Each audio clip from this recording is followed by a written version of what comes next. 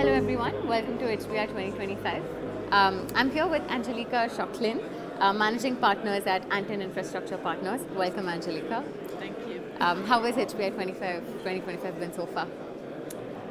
Look great. It's over a decade I've been at the conference. And it remains probably the most interesting healthcare conference in Europe. You have a good mix of sort of panels and speeches, but also sort of meeting very relevant people just in a very casual manner. So I'll be back next year. Many thanks for being a part of our conference this year.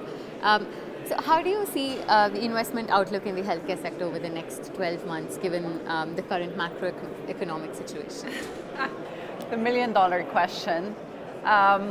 I think it really depends where you invest in this space. When you talk healthcare, there are some, very global businesses that are tied to supply chain and similar. We tend to invest more in the services space, which is a lot more local. And so it's less driven by macro economics and more really by local regulation and sort of more local market dynamics. And so we go country by country. And I think there will be some interesting opportunities in some of the countries for 2025. Very interesting. So in your experience, what are the key differences between the investment approach of infrastructure investors and the more traditional healthcare investors? I would say Antin, as an infrastructure investor, we have the luxury of having more time. And as such, we can take a longer term view, which for areas like healthcare, we feel can be very opportune. And by that I mean very often there are large capex deployment programs, both when you look at the real estate part of it, or if you look at some of the heavy machinery that you need for medical equipment. And so it's very helpful being able to invest over a longer time period and also deploy capital over a longer time period and in a repeated manner during the investment period. I think these are probably the main differences. Okay, interesting. So we heard a panel session earlier on pharmacies, and why do you think pharmacies fit the definition of infrastructure? So we actually invested into pharmacies in Italy. I think you will find very different pharmacy models across the globe. If you look at more Anglo-Saxon countries, they almost, some of them have a high retail component, or almost like a mini shop also selling food in some instances. If you look at continental Europe, and in particular at Italy, you have a country where there's a clear lack of GPs. And so pharmacies are first point of contact into the healthcare system and can take out a lot of the pressure from the GPs, which is very important. When we invest, we always look at what we call the infrastructure test. So it means high barriers to entry. In Italy, you cannot just open a new pharmacy.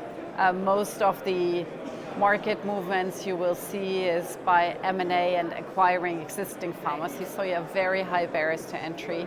There's regulation around the coverage of a population.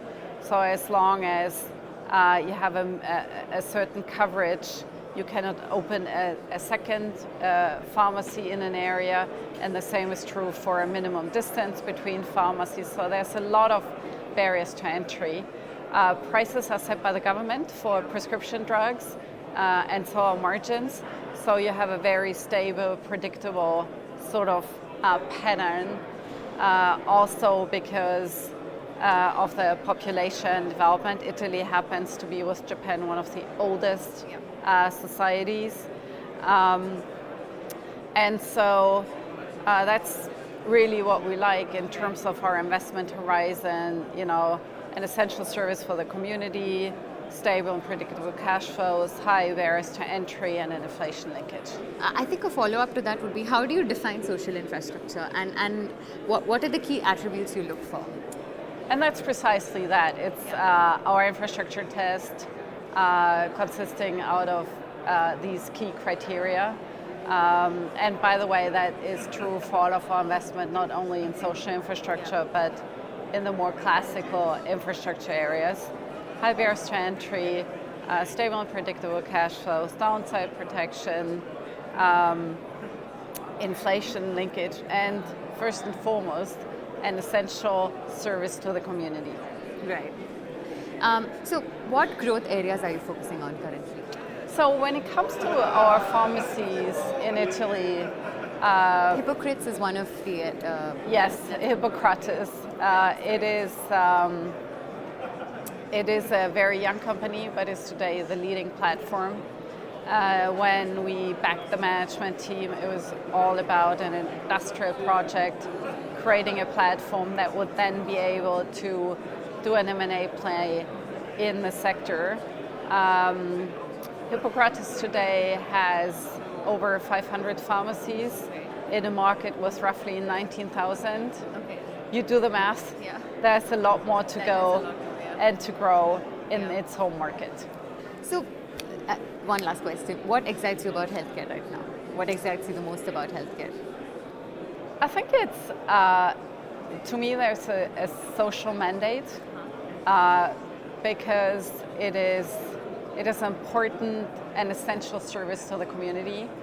I think a private investor can add a lot of value in terms of, first of all, providing capital, but very often also providing more efficient services and hence also more cost-efficient services to the ultimate payer, which is very important, in particular when you look into Western Europe and its aging population. And what are your thoughts on AI and the use of AI in digitalization of pharmacy?